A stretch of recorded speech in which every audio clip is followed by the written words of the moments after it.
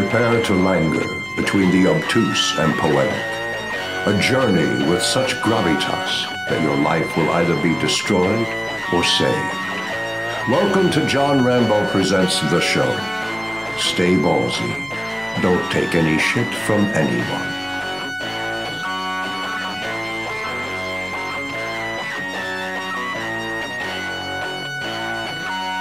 So I've been telling you this weekend, I've been kind of a weird mental state the last several weeks. Kind of expressed that to you. Oh, tell me about it. And I was thinking about why that might be, and I kind of realized, what's missing from my existence during that time period. We're getting into something deep here.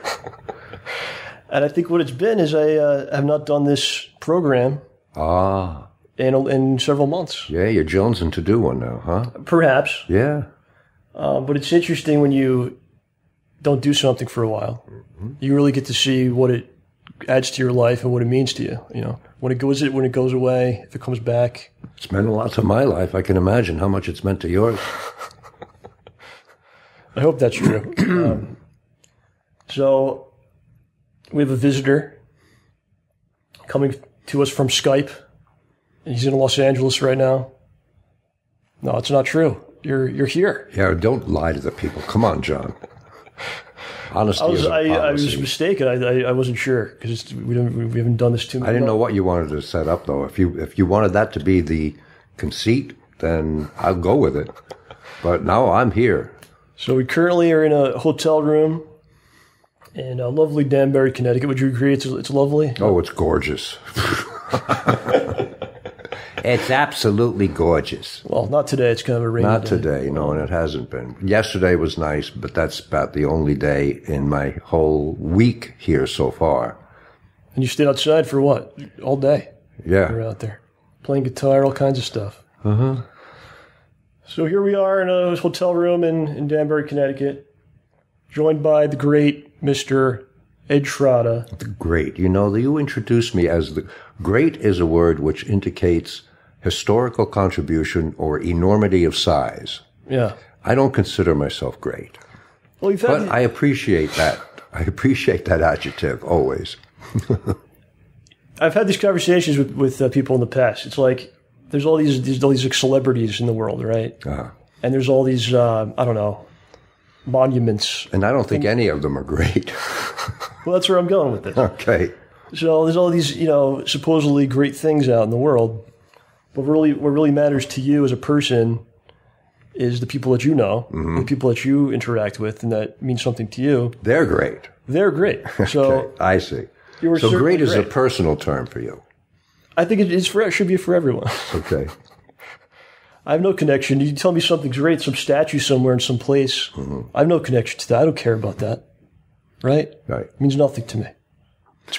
Well, my description of great comes from when I played Spock for the Lotus Convention, and I appeared. I mean, I did some grooming. I cut my hair. I got the pointed ears. I did the eyebrows, and people would say, "Wow, you look great," and I would say, as Spock, great indicates an enormity of size or an historical contribution, neither of which can I claim. However, my human half appreciates that.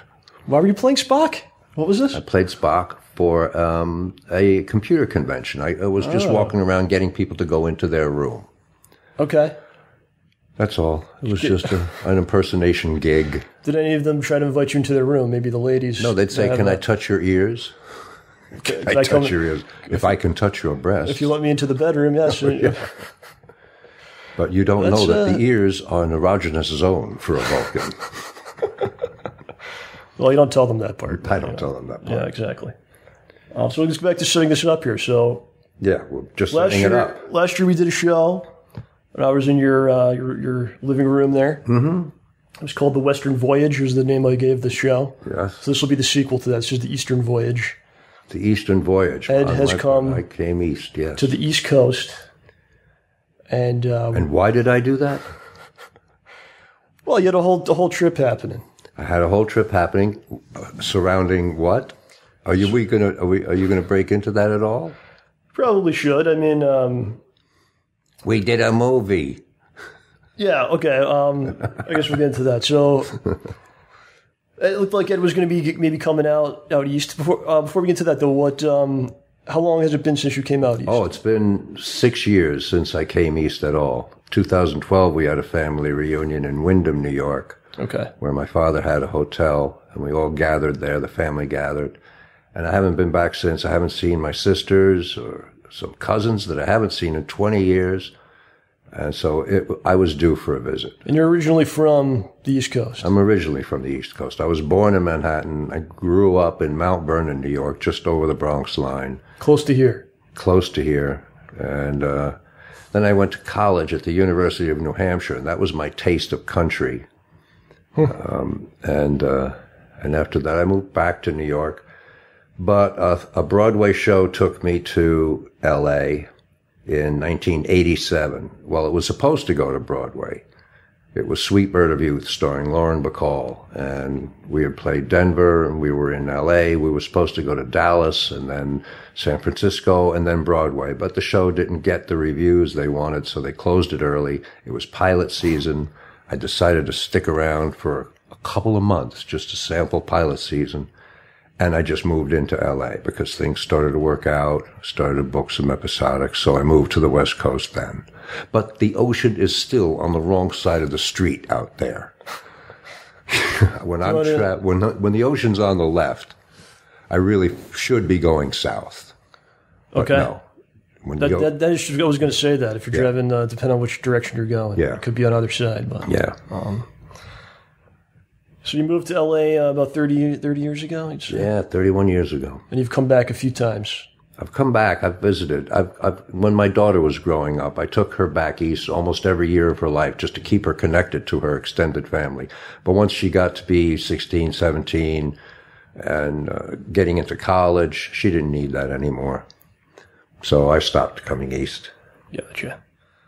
Does it hit you in any weird way when you come back? What's different? Oh, well, you're in a city and you're coming to the country. Yeah, it's part of it.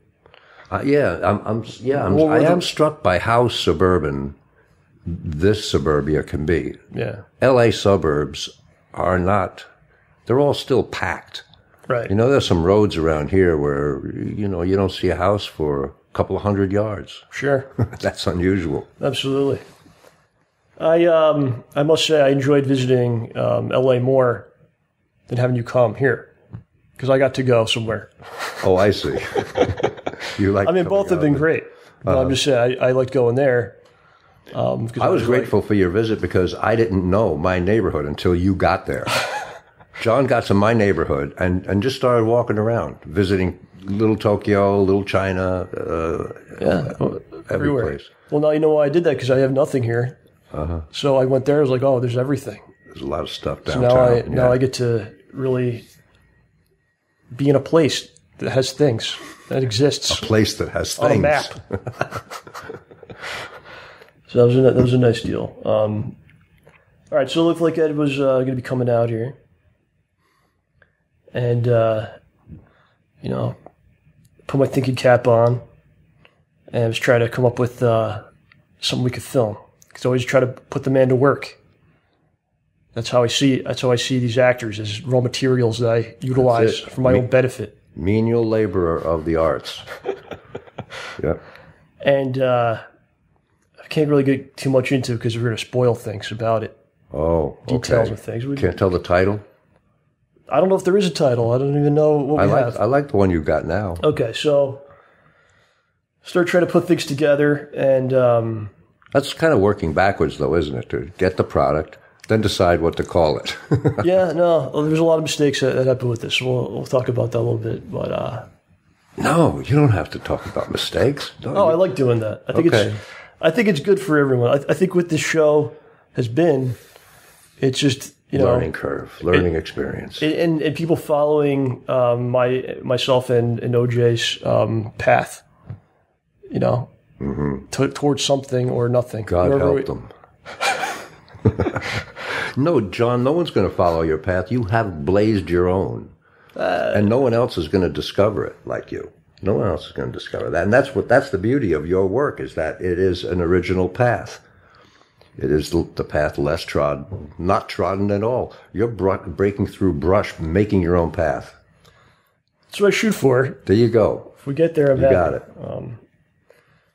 So this was a kind of an interesting experience for me. How do I even start talking about it? So you had an idea. I had an idea, and it became a little bit out of control. Well, you were ambitious. I was a little too ambitious. And you told me this. Yeah. You said, John, it's a little ambitious, but I didn't really listen. I did cut some stuff. I thought, I cut a lot out. Yeah. But it wasn't enough. And we got together a few days ago on a Saturday morning. It was myself and OJ and Ed and had Howard there. And Marty was there as well. And we're trying to put this thing together. Ran into some issues. I mean, the weather, it's very unpredictable. This is something that's was going to be completely done outdoors. And we ran into some weather problems early on. Some logistical issues. Some other problems which I can't really get into at this time. We worked hard and we got maybe a third of it completed, I would say, of the whole script. No, you got 100% done of what was meant to be. That's the way to look at it. That's what Ed was telling me. It was divine intervention. Yeah. You had a 10-minute piece in mind, and you got a 3-minute piece. That's different. But the novel is considered inferior to the poem. All right, say that again. And the novel is considered inferior to the short story, which is considered inferior to the poem. No, not inferior. But a poem is to say what a short story can say, what a novel can say. A poem can say in economy a few lines. of words, economy. So you have a piece of poetry instead of a novel. Sounds good. Go. I hope that's true. It was a good experience. I mean, how did you feel about the day working there? It got a little out of hand at times, but out of hand? No, it was very familiar to the professional on the set experience. Why do you say that? Hurry up and wait is basically what you do. Everything's an emergency, but you find yourself sitting around most of the time. As an actor, watching the other people run around with it. Yeah, I had my chair, I had my service dog next to me, I had, everything I needed, and I just watched you guys fret. It's not how I like to be. It's really not how I live my life. No. I try to be very punctual, have everything planned.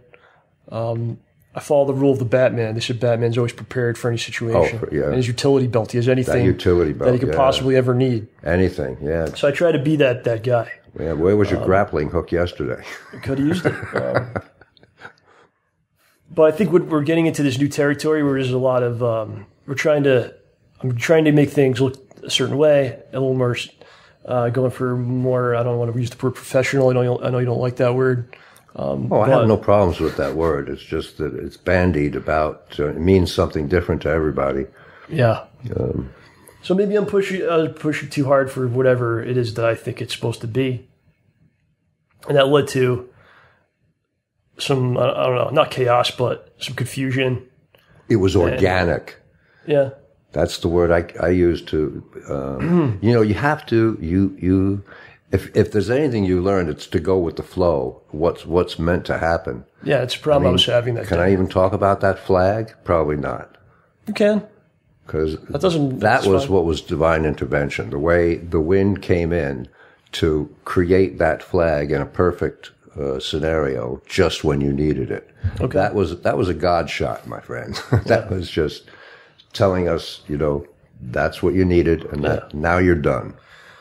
But in the end, I think it was even if we got no footage recorded at all, which isn't the case, I think it still would have been a great experience to go through. We had a lot of new equipment, put a lot of it to use. I haven't been on camera in a long time. It was a delight for me just to get on camera. And just to work with all the guys and, you got some great friends. Oh, man. These guys are just amazing. Yeah.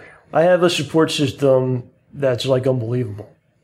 And that was also kind of part of... you got to have friends. You keep going on. And there's also part of the problem why I felt kind of upset about the whole thing. Friends. All right, you got to stop it. To make that day last long, I had some friends, but they're gone. No, they're not gone. Because I have like almost like this guilt about it, where it's like I have whatever I wanted to do for this project, right? Whoever I asked to do something was like, yes. Whatever I wanted, like, where location wise, yes, go ahead. Whatever we wanted to be in it, everything was just like yes. It was like so much support and love that was given to me. Well, someone has to have the vision. Someone has to have control. So, well, that's why I felt so. Thou shalt not committee. That's the 11th It felt so commandment. heavy to me because it was like I have all these resources now, but I'm like I don't have something of great value to do, and that was kind of what I was going through my mind, and it was a bad mental place to be in. I think the whole time. Because I'm the kind of guy I'd rather have everyone say no and have nothing, and then try to make something from that. That's where that's where my sweet spot is.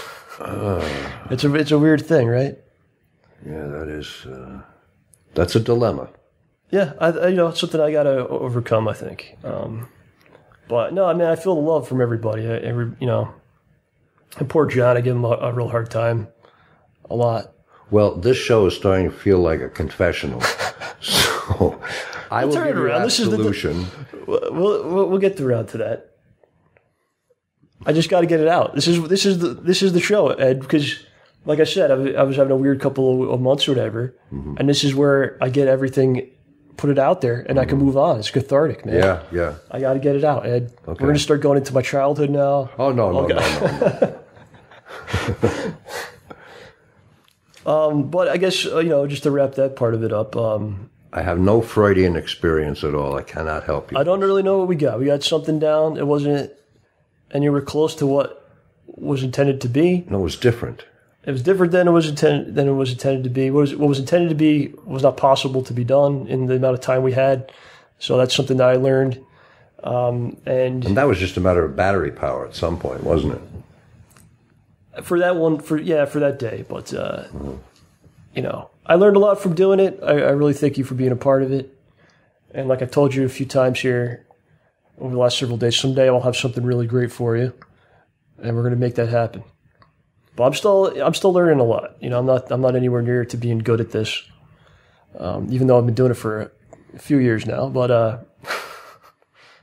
I'm getting there. You're getting there. And everybody at home listening, it's all about the journey. When you arrive, you'll be sorry you're there. Yeah.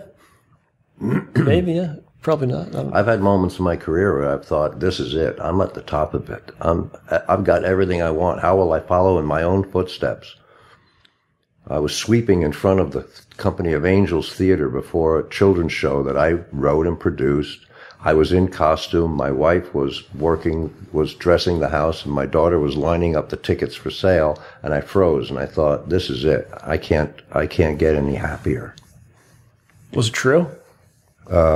It's still true. I think that was the happiest moment of my life so far. And you recognized it. And I recognized it. At least you recognized it, though. Yeah. Because there's that other thing where it's like, maybe at that point you're like, oh, this isn't enough. It's got to be better than this. No, I've had that. I've had that experience.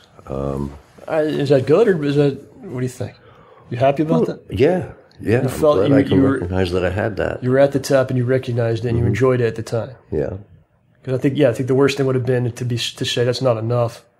And looking back, it was a revelation of what provides happiness, because I was still not a star, and that was still a sort of a career goal, was to climb in the echelon of recognizability, whatever it is that creates a box office, right? But the goal of that was always just so that I could choose material. I always wanted to be able to endorse something, like read a script and say, this is good. I want this to be done. I want to be a part of it. My career has been whatever someone would have me be a part of, that's what I would do. And that's why I wrote the Lincoln play, was so that this was something I could do when no one was asking me to be a part of their project. Yeah. So Gotta make your own, like you said, make your own path. make your own. Don't wait around for other people to say yes or no. Mm-hmm. Do my own thing. That's what you've done with this show. Well, that's what we have to do. Nobody wants to hire us for nothing. Yeah. We don't want to be hired either. So I love doing it. I had a great time filming, and it was a great experience. And we'll take those lessons to the next thing. And I'm eager to move on to the next thing and make more stuff happen, to drive Ed crazy and John and everybody. And now that I've met John and all his friends and family, I'm happy to come back here anytime to do any project. Are you serious? Yeah. I thought you were done. No. Just done with this all right, project. Next month we'll be back. Yeah. Yeah. But I told everyone yesterday we were wrapping up. It was like a nice summer camp. It was like a mini summer camp. That's right. Where we all got together for like 2 days. Mm-hmm. And we wrote our names on the walls of the tents. And it was kind of sad when it was over. And, we had a nice barbecue yesterday. Mm-hmm. Then we carved our names in the bunk beds. No, we were like hugging. I was hugging everybody, and it was like kind of sad. I sang Kumbaya. No, you were literally singing around the flame, which was the barbecue. Mm-hmm. And a good time was had by all. I thought it was great. It was probably like the most fun I had filming something ever, I would say. Cool. Just because we had Then it served its own purpose. I think you're right. So let's rewind a little bit. Let's go to your trip here and maybe talk about your journey from Los Angeles. You got on a plane with yes. with No, I didn't walk. Oh.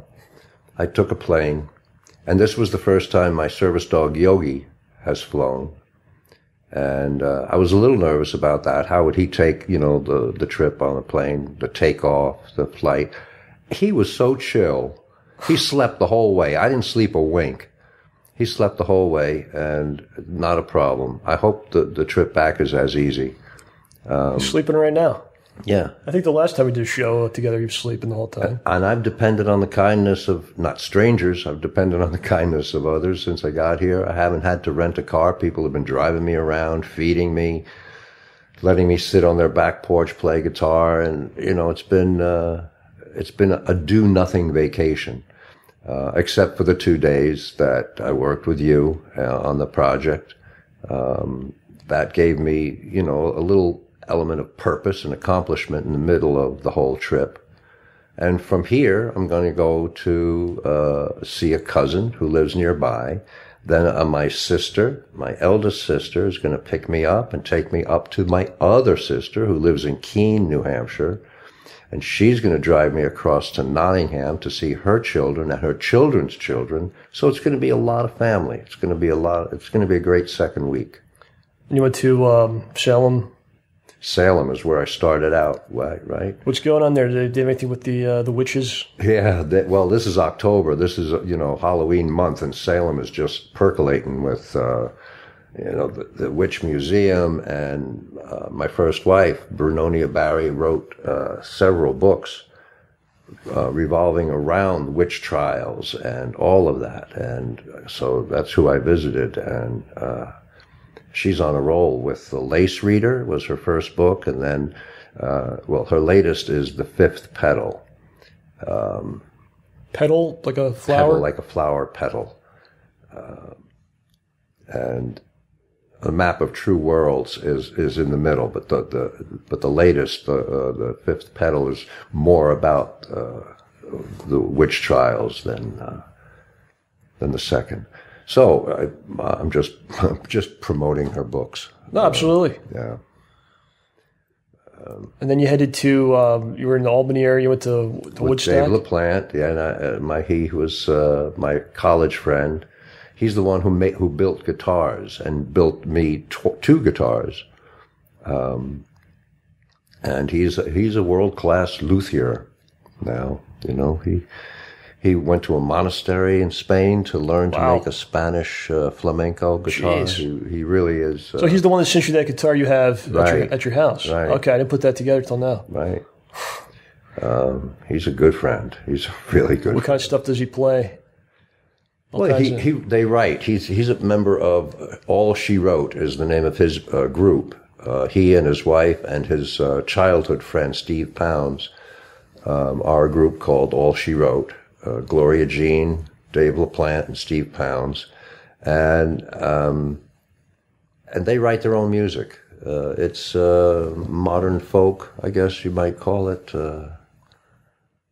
They have their own style, awesome. Blazing their own trail, too. And you guys went to Woodstock? We went to Woodstock, yeah. When was the last time you were there? 1969. That would have been weird if you were like 1985. I went to a diner and got some burgers there. No, I was tooling around the Catskills in 1969, and my friend that I was just kind of hitchhiking around, or just driving around, he saw this notice about a concert that was to take place. Thought we should stop by, and we did. Only it was raining, and we had a job to do at Bellagio Italia, so we didn't stay. I think I heard like 8 bars of Sha Na Na. And which is probably like the weakest of all the acts they had. Maybe, I don't know. But then we split and went back to work. You had no idea? And I had no idea what I missed. You didn't know what, there was no internet. There was no, you didn't know who was going to be there, I guess. It was hard to find out. Yeah. How did everyone... And David showed me that the town Woodstock is like quite a haul from Yasgur's farm, from where it actually took place. Right. But originally was supposed to take place closer to Woodstock, so they kept the name Woodstock Festival, even though it was like another 20-minute drive. But we went to the place where it actually took place. And there's a bronze statue or a plaque. I had a picture taken of. This is the site of the Woodstock Festival. So in '69, when you left the concert, how did you find out what was on the news? Or well, little by little, it was developed. 3 days of and 500,000 people later, stay away from the brown acid. Yeah, there's a lot of stories that I hear from different people that they were there for like a short amount of time, or that kind of thing. Well, I'm going to turn 68 in November, so I was the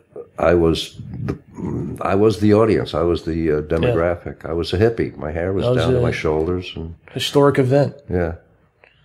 I think all you guys make that up when you say we were only there for a few minutes and left, because I think you don't want to admit you were there the whole time. Maybe, I don't know. Is that true? Don't want to admit that we were there?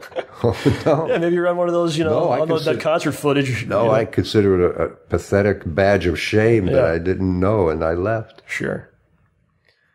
And so you checked out the museum there, or the Woodstock area? Oh, we didn't have to. There is a museum. That's probably pretty rural there. We didn't have time. It's probably more rural there than here, no?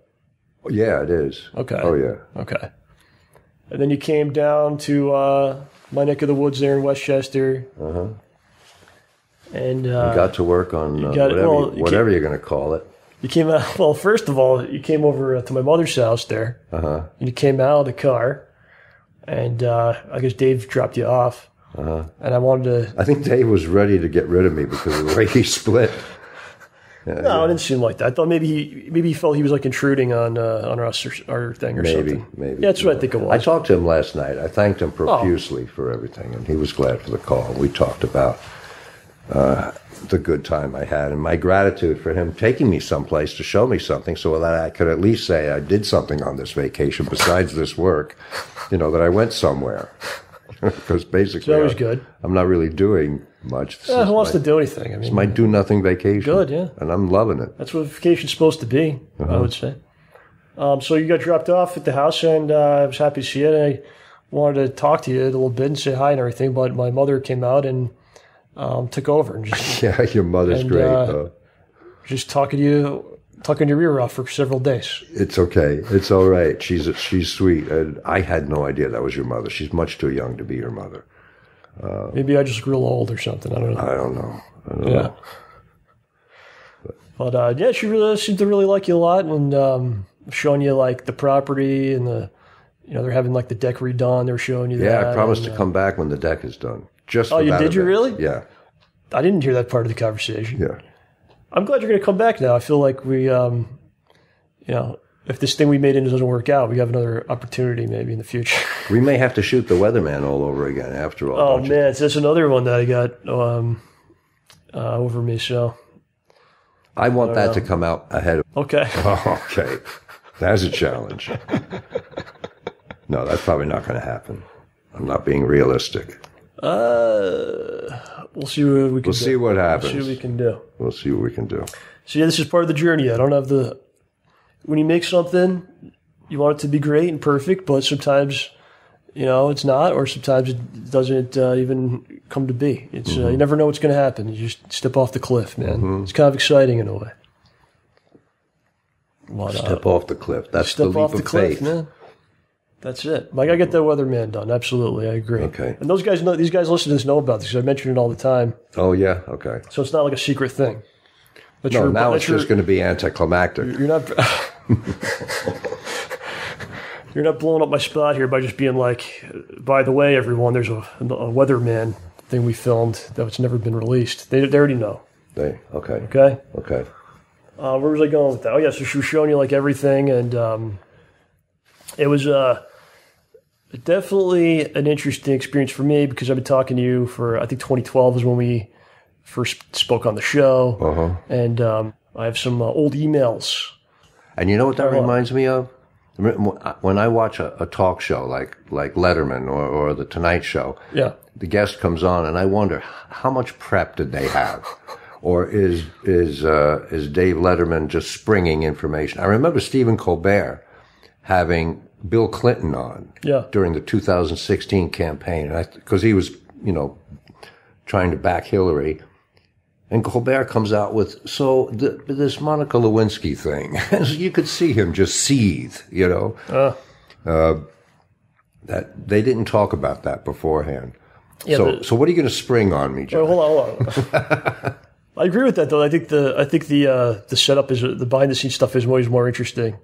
Like if there was like the project we did this weekend. Yeah. If someone was filming us doing it. Yeah. That would have been tremendously more interesting than the thing we're going to have, I think. Oh, well. In some ways. That's the real story, right? I mean. Maybe, yeah. Yeah. How far back do these emails go? Let me hear one. All right. So we did this to John on the show 200, where I had some old emails from way back. I think it was like over 10 years, 2005, 2006 or something like that, that I found. With you, this goes all the way back to March 30th of 2012. Yeah. And since this is kind of a sequel to our show that we did at your place last year, I mentioned this to you, and you didn't really remember it. There was Chris Pope. There was you had an agent. Yeah. Who sort of put you in contact with us and us with you. Basically, we had met some back when OJ and I were trying more. We went to a convention. With the purpose of like talking to some of the guests at the convention, voiceover artists, and see if someone would want to come on the show that we just started a few months before that. And we met some people, and they connected us with their. So we got talk to our agent, and he started giving us different suggestions that he had under his wing or whatever. And we had a few people on, and then it came to this point on March 30th of 2012, where he said to us in an email, "Do you want to interview Ed Trotta, known as Malfurion Storm Ranger on World of Warcraft? He's in Diablo and other things. Episodes of Star Trek, MacGyver, and a bunch of things. He was in some movies such as Liar Liar. Check his IMDb page." And I responded, "Would Ed be available for April 12th at 5 p.m. Pacific time?"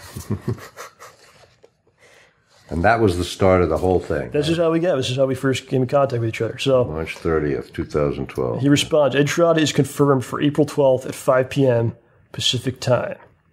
And I responded back, "Hi Chris, just need that Skype info, and we'll be all set for tomorrow." This was on April 11th that I sent to him. He says, "Here you are," and he gives me your Skype information. And then he sent another email like an hour later. And he says, "Wanted to give you some info on what Ed is hoping could happen. Let me know your thoughts." And then here's a quote from you. He put in quotations. This is from Ed. "Is John privy to my website and to show pics that are pertinent to my interactive career? Actually, since the 3 Blizzard characters I've done are pretty much all of my VO career so far, I think I'd be a more interesting guest if I could talk about stage TV and film. Okay, yeah. Well, the voiceover work was kind of new about then. So I responded back. So Ed wants to focus more on his film career. Not a problem. And then Chris says, Ed wants to be able to focus on all of it at once. Most importantly... Okay. Sounds like there wasn't much to cover. Most importantly, even though he has voiced a major character in World of Warcraft, he does not play the game, so he doesn't know tons about the lore. Yeah. That's typical of what voiceover artists are afraid of. So it's kind of a funny situation because you're afraid that I'm going to like pound you with these questions about the game. Yeah. Meanwhile, I have never played this game before. That probably would have been a question to ask. Yeah. Like, does he know about this? Because I actually know nothing about it.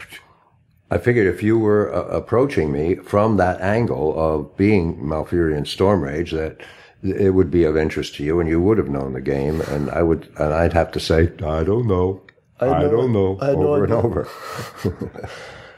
So I responded back, no worries. Looking at his resume, there's a lot to talk about. Going to throw many Lincoln questions his way. Lincoln questions? Yes. Uh-huh. That was on April 11th of 2012, the day before the show. Now, on April 12th, 2012, I told Day of the show. Day of the show. So I told you this story last year. You forgot about this. Uh-huh. So at this time, 5 p.m. Pacific time, we get on Skype, and we don't see you there. Uh-huh. And we wait like a half hour. Uh-oh. Okay, because we always did the show at 8 o'clock. Uh-huh. And at 8:25 is when I contacted this guy again. But I was like, all right, because I was on there with OJ. I was like, you know what? I guess he's not coming. Forget it. We'll just move on. Uh-huh. And John was the one who said, no, let's wait, or at least contact the agent and see if we can figure something out. Did you have my phone number to call? We didn't have your email, and we didn't have your phone number, nothing. We just had this guy Chris's stuff. Yeah. So if not for OJ, this never would have occurred. Yeah. So at 8:25 p.m. that day, 25 minutes after we were supposed to meet, I sent Chris an email. I said, hey, Chris, it's about 25 after. Haven't heard from Ed. Is he still coming on? I was waiting for you to call me. Exactly. So he responds back. 15 minutes later, he responds back. Ed says he's sitting waiting for you. I'll try calling. Oh, God. And then I responded back. It says he has not accepted my contact request yet. This is my Skype name. What's wrong? And then it turns out he responds back. He gave us the wrong Skype name. Oh, okay. That was the problem. So we were both waiting on opposite sides of the country. I don't know my Skype name now. Ed, this is the problem, see? Yeah. Come on, man. I'm just not technically savvy. Yeah. So that was the issue. Do you remember this at all happening or no? No. Because I wonder if you almost were giving up too. Because you were sitting there like, what? I was sitting there waiting for you to call. And no one ever called. No one ever called. Because he gave you the wrong Skype all right, name. So, there we go. That's all in a nutshell. So then we did the show. The next day, I get an email from Chris. This is painful to hear that. Wrap this up. This is fun stuff for me. I like making people uncomfortable, I think. Yeah. That's working. All right, so this comes from Chris the next day after we did the show. Yeah. Somehow Ed thinks he forgot to mention his website, which is one of the main reasons for interviewing. Any chance you could plug that somewhere for him? I respond back. He did definitely mention it several times. I also added the address to the description of the show. Yeah. Here's the link to the video.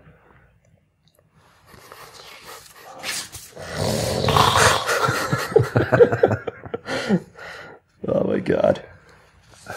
Hold on a second. Let's see where we are here. Okay. So this is now several months later. We're going to July 3rd of 2012. So that show's in the books. And I must have gotten your contact information after that last show, okay? Okay. So I sent an email to you. Mm-hmm. Hi, Ed. This is John from the show. Uh-huh. The last time we interviewed you was a great success, and all of our listeners agree you're the best guest we ever had. I was wondering if it was possible for you to join us on Skype again on Thursday, July 5th, to perform some Lincoln monologues for America's birthday. It'd be a great treat for an audience, and we'll of course promote your website or whatever you like. I'm sorry for the short notice. Please let me know. You respond 2 hours later. Mm-hmm. You say, John, sure, why not? I've just listened to some of what you sent from our last show. Man, but do go on. Tell me what time and I'll be here. Lincoln wasn't a founding father who best represents the 4th of July, but what the hell? Yeah, he wasn't a founding father for the 4th of July, but what the hell? He is America's favorite president. I responded back, Ed, you could go on and on as long as you like. It's a great honor to have you on again. How's Thursday, July 5th at 5 p.m.? And that's where it all began. Okay, those are the first 2 appearances. And this was one more I got to throw in. This is the last one, okay? Okay, thank you. So this is from Ed. He sends to me after this conversation. He says, I have a dozen or so friends and family tuning in on Wednesday. I gave them the Stay Ballsy link you sent me. By the way, my sister and brother-in-law went to it by preparation and reported a lot of vulgarity on the sample they happened upon. I guess the internet is not so restricted. I don't have a problem with it myself. I've done enough David Mamet material, F this and F that, so it isn't an issue. I guess it's a crapshoot. So, it's kind of an interesting thing because I don't know what they may have gone to. Because do you think that we have a lot of vulgarity and stuff in our? Not particularly. No, I haven't noticed that. No, do you think I'm surprised I even said that. Do you think they went? Well, they told you that. Oh, they told. Yeah. They went. You told them something about Stay Ballsy. Oh, maybe they went to something. Look, that's my family. They're a little straight-laced. You know, don't judge them by that. No, I'm not. I'm just hoping that maybe they didn't go to like some, something that wasn't actually us by accident. That could be a mistake. If you just told them it could be anything, Stay Ballsy. Right. And maybe they found something, let a little out of control. Right. And I hope that wasn't the case. Right. No, that wasn't the case. No. Okay. This is a clean show. This is a family show. Family fare, folks. That's what we aim for. That's what I always aim for. That's what the Lincoln play is. Family fare. So that was it. And Ed has lowered himself to our vulgar level over the years. This is where we are now. So that was the origin story. Uh-huh. And it's crazy, like, just having you, at like my like mother's house and like just went to like the Stop and Shop, the Trader Joe's, just the normal places I go. And usually sometimes I'll be like talking to you on the phone maybe in the parking lot or something at these places, but you're actually there. Uh-huh. So it's been a strange and an awesome thing. I hope you get to see it's my land, Yeah. Where I'm from. This land is your land. This land is my land. This land is my land. So now we're, you showed me your place or your mine, so now we're kind of connected in that way. Yeah.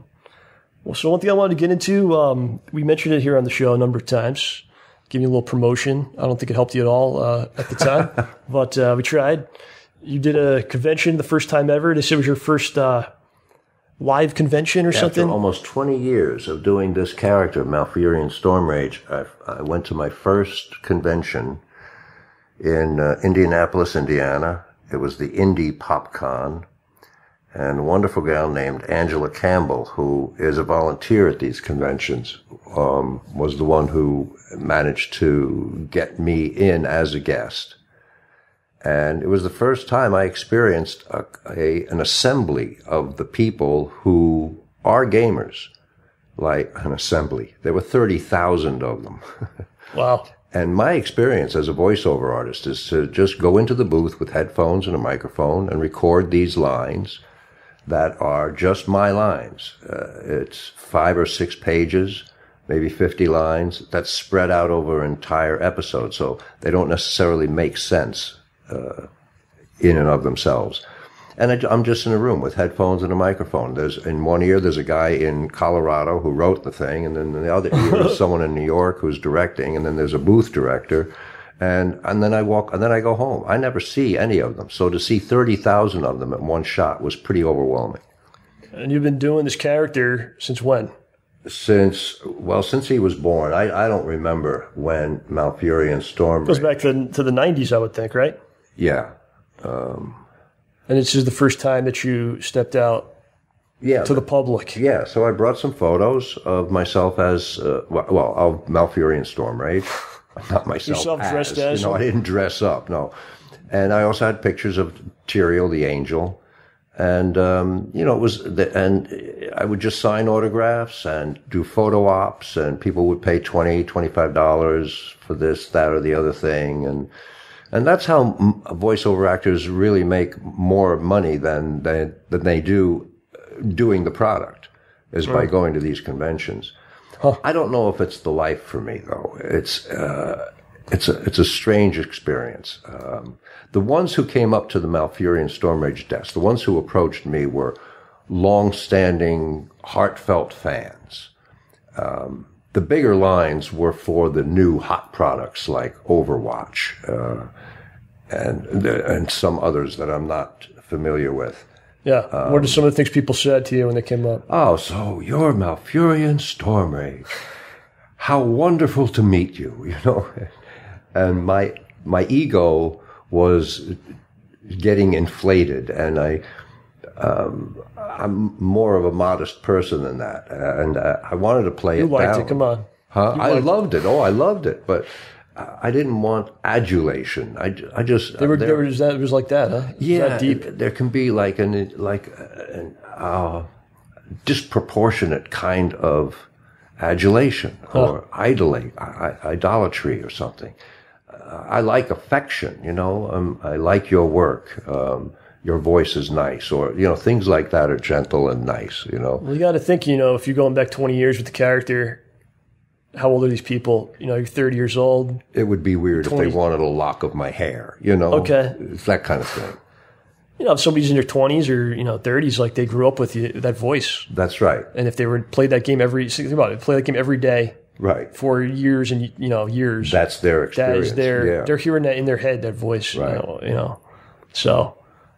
So all you have to say to them is, protect the wilds. Oh, and they melt, And wow, if only the real world was like that. Just go out and people just give you, groceries for free or whatever. And, no, you're the instrument of that sound that they grew up with, That's a crazy thing. It was a really, I enjoyed the experience. What did you think of just the overall con thing? You never went to something like that big? No. I would like to attend a con in Germany or the Ukraine, because I know that there are fans of World of Warcraft all over the world. And just to be able to see those places, to go to those places, I wouldn't care about how much money I could make, signing autographs. Yeah, you just get there and just fly me someplace interesting, and I'm on board. Like we were talking about with our shoot, so the experience is bigger than the product, I guess. Yeah. Did you have a chance to walk around the convention and see what's going on? All the people who costume up, coscons, I think. Yeah. Cosplay. That's what it is. They're devoted, and I can understand it, because those games give you, they empower you to have an impact on the world that you're in that we can sort of feel that we don't in real life.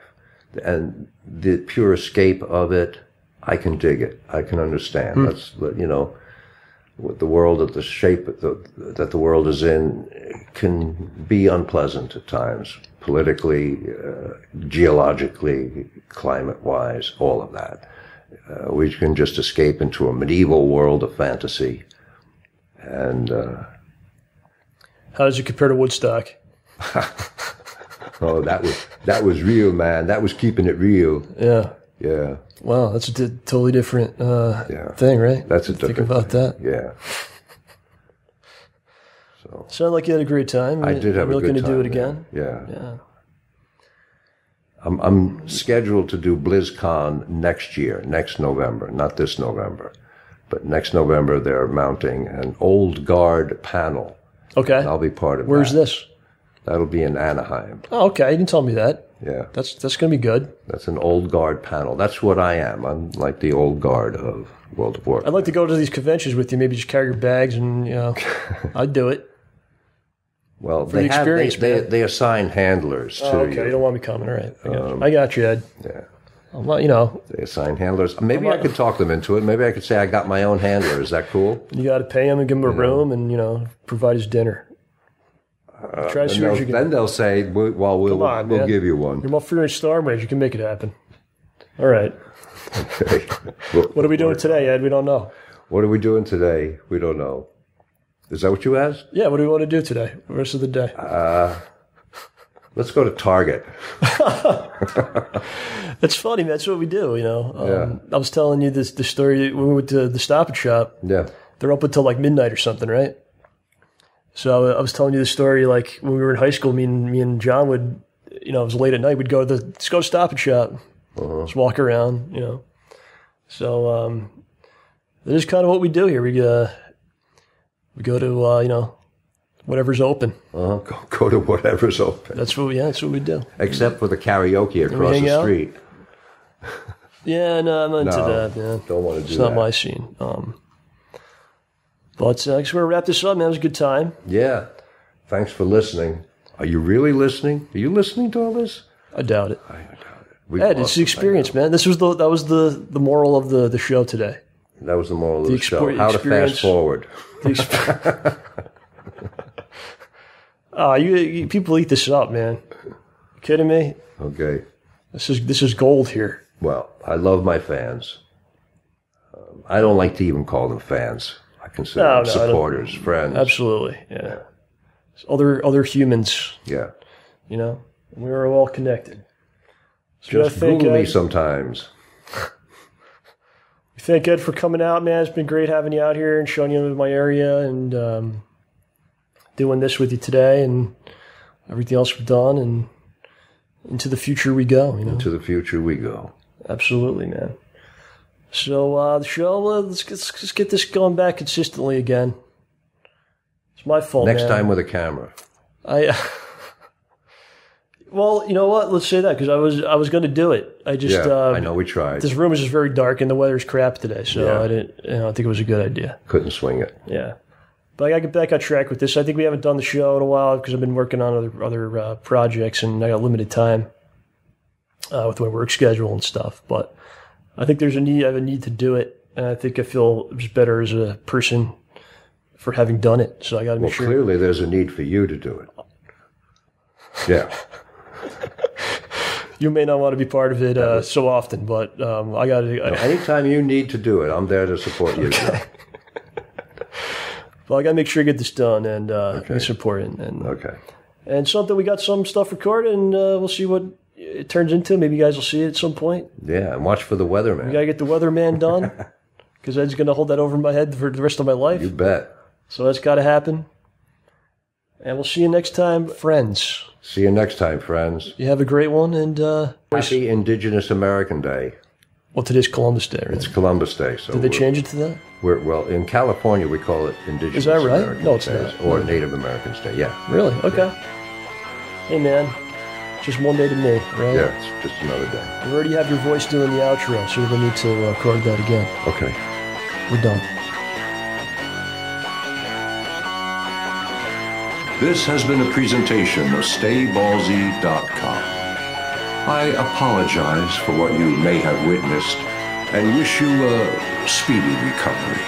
Just remember, stay ballsy. Don't take any shit from anyone.